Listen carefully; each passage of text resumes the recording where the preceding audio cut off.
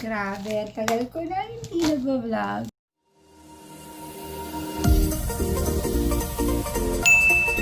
So, wala akong magawa ngayon. At first time kong umorder online.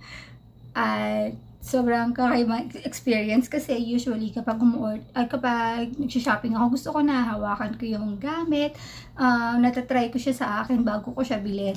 Pero this is totally a new experience kasi mula nung nag-pandemic, nagsara lahat. So, wala akong choice kundi umorder online. At pag nasa online world ka pala, grabe, ang dami mo makikita. Yung mga bago rin mo nakikita sa store. So, ngayon, dahil hindi mo na ako masyadong magaling mag-makeup, may nakita ko product sa Glamnetic. Siguro yung mga Instagrammer dyan, saka yung mahilig sa mga makeup, alam nila yung product. So, in-order ko siya May 11 at dahil galing pa siyang sa US, sa California, dumating siya sa akin ng, dumating siya ng June 2 na. Tapos, nung dumating siya, kulang yung product. So, open na natin siya. Ito siya. Ay. See, talagang unboxing din to kasi hindi ko pa talaga siya nabubuksan. At hindi ko alam kung ano yung itsura niya. Never pa ako nag-try na magnetic eyelash. Never. Ever. Ever. So, ang in-order ko, ano siya, package. Kalimutan ko na yung pangalan ng package. Ito ito nga, meron kaya dito. Wala nakasulat. Tignan natin kung may papel. Basta isang package ko. Ito nun. Walang kasamang. So weird.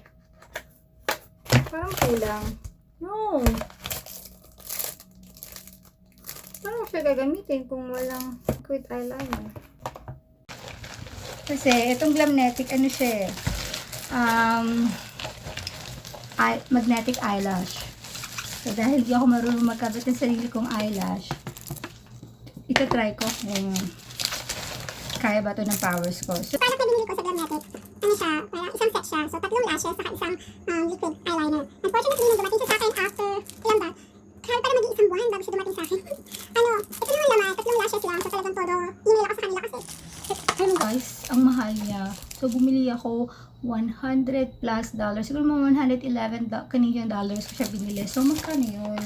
Magkano yun sa peso? Sobrang mahal. Pero, syempre, gusto ko mag-try talaga ng product na to. So, iyak tawa na lang ako. Saka, Sana, ibalik kaya sa akin yung, yung eyeliner ko kasi kailangan, kasi hindi ko magagamit yung lashes kung wala yun, di ba?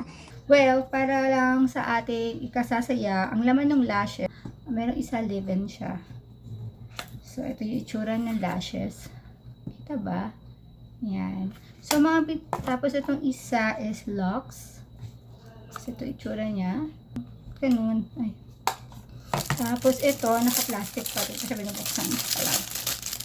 Ito ay, ano to? Kulam. Virgo. Oh, Virgo. Yun yung aking zodiac sign. Tapos, ganyan yung itsura niya. Alam mo yung packaging niya, sobrang cute. Girl na girl. Pero sayang, hindi ko matatry. Pero syempre, gusto ko talagang subukan. Kaya, pumunta ako sa Amazon at naghahanap ako ng ibang liner. So, hindi ako sure kung itong liquid eyeliner na to ay gagana sa magnetic lashes ng Glamnetic. Teka lang, hindi siya ma-open. Hirap, wait lang guys. Saan ba tayo open? Ba't ayaw? Sabi open here. Ayaw naman. Ay, nakakainis. Wait lang, kailangan ko siya i-open. Wait lang. Yay! Na-open na. Oh, ito ang laman niya. Oh, ito na naman. Yan. Ewan ko kung tatak to. Magnetic eyeliner and eyelash kit. So, meron siyang 1 tube of magnetic eyeliner, tapos 5 pairs of magnetic eyelashes, and 1 eyelash applicator. Made in China. Pero, in-order ko to 2 days ago. Tapos, dumating siya mabilis. Mabilis talaga sa Amazon Prime. Pero, syempre, yung mga product nila, hindi mo alam kung ano. Hindi katulad sa Glamnetic. At least may mga review. Alam mo kung anong laman yung product. Eh, medyo mahal siya ng konti. Sana gumana. So, tignan muna natin kung itsura. Wala, yung packaging niya, syempre, medyo chippy pa ng konti. Binili ko to, magkano ba to? Kung maalala ko, $40 o $20. Mga ganun lang. Wait lang. Oops. So, ganito yung packaging niya. Ayan. Meron siyang ganito, applicator. Saka, ito yung kulang sa akin. Ito yung wala, yung sa Glamnetic. Nung bumili ako, dapat may kasama siyang ganito. So, wala. Pero sabi nila, papadalan daw nila ako. So, sana. Pag pinadala nila ako, i-update ko kayo guys. Tapos, ito yung mga itsura ng mga lashes nila. Ay! Alam niyo guys, kailangan try ko muna. Ito sa Glamnetic, pag hinawakan mo siya, sobrang, lambot. Sobrang lambot niya. Saka, maano siya sa hangin. Tawag dito, nagsusway siya. Ayan no, sobrang lambot niya. Pero ito talaga, nakakatawa. Pero ito ang tigas. Hindi ako bias pero matigas siya talaga. Sana nararamdaman nyo. Pero, pwede na, di ba? So, let's go. Let's try this. Okay, bago natin siya gamitin, ano sabi, how to use. Reading above notice, ang balak yan. Carefully draw, blah, blah, blah. Okay. Shake the bottle before use. Wala naman siya laman. Ang gaan niya. Siguro pwede na yun. Moment of truth. Isa muna. Dito muna sa... Dito ba ako maglalagay? O doon ako sa salamin ko? Shit. Ay, ganito. Ang hirap naman mag-apply dito. Teka lang guys, hindi ako makakapag-apply dito. Naduduling ako. Wait lang. Okay, first one. Not bad. Sorry, di ako marunong. Naglagay. Pero, pwede na yan. So, malagkit siya. Saka, sobrang hirap niyang ilagay. Okay. Meron na din. Ba't ganun? Talaga ako marunong maglagay. Mayroon akong hindi nagawa. Hindi ko nasukat yung mga lashes. Okay, hindi ba ko lang i-lighting ko ng konti? Kasi hindi ko makita yung product. So, hindi ko alam ano mangyayari. Kasi parang ang bilis naman yung matuyo kasi. Okay, try natin kung didikit to.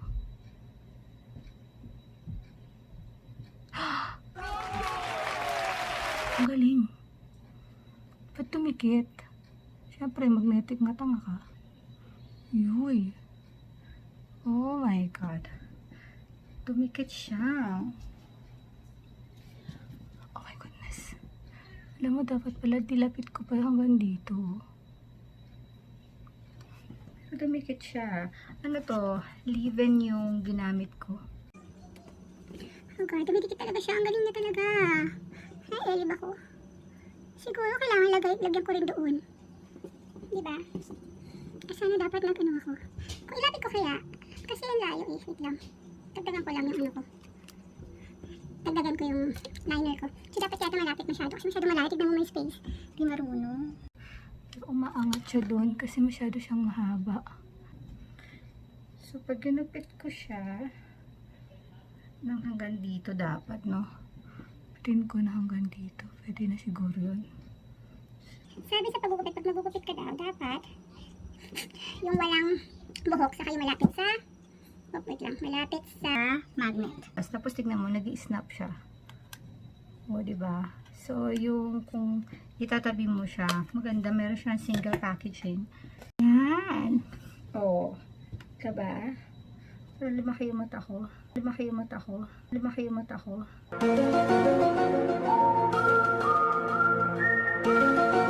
Pero nararamdaman ko siya sa gilid. Itong suot ko ay yung Live-In Lash. Maganda siya. Sobrang lambot niya. Saka hindi siya masyadong yung inyo thing. O dapat ba talaga ganyan? Hindi talaga ako sure. Pero maganda siya in fairness. So yeah, ito yung Live-In Lash. So ngayon, try naman natin yung locks. Medyo makapal siya ng konti. So, let's try. Ay, grabe. Ang OA naman ito. Parang may spider web sa mata ko.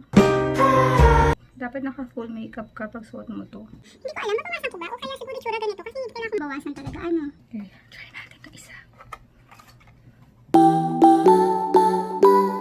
Ganda dito hawakan kasi doon sa mga dalawa kanina. Stripe ko to. Mas maganda tong klase. So, doon sa mga first timer lahat di marunong maglagay ng eyelash katulad ko, sobrang recommended ko talaga to. Bumili kayo. Alam mo, mas type ko to. Mas gusto ko tong Virgo kasi dito sa Lux. Ano mo napansin ko? Kapag mas natuyo siya, mas madali siya dumikit. Saka tignan mo, pag tinatanggal mo siya, nawawala din yung part na kung saan yung may metal. Natatanggal din yung ano, yung eyeliner. Alam mo, hindi ko pa natatry yung product nila. Try nga natin. Ano siya, pahaba siya ng pahaba. So, try natin itong pinakamaiksi. Yan. Ito yung galing dito sa Amazon. Ito yung pinakamaiksi. So, ito siguro pang araw-araw pwede na. Diba? Okay naman siya. Type ko to. Mas type ko tong Virgo. Saka, itong pinakauna dito na pinakamaiksi. Meron din naman siyang lalagyan kasi hindi nga lang solo-solo. Try ko kaya yung mahaba. Ano kaya itsura?